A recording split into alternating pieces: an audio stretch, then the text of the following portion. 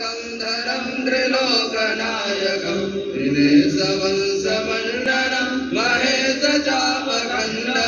मुनीन्द्रसन्तरञ्जनं सुरारिवृन्दभञ्जनं मनोजवैर्वन्दितं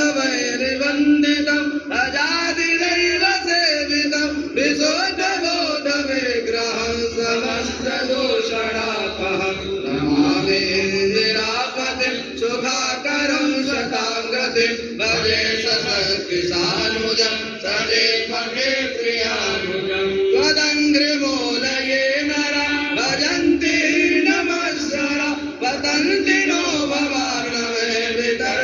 वितर्कवीचिसङ्कुले विविघ्नवासिनः सदा भजन्ति मुक्तये मुदा निरस्य इन्द्रियादिकं नयान्ति ते गतिं स्वकम् तमेकमद्भुतं प्रभुं निरीहमीश्वरं विभुं जगद्गुरुं च शाश्वतं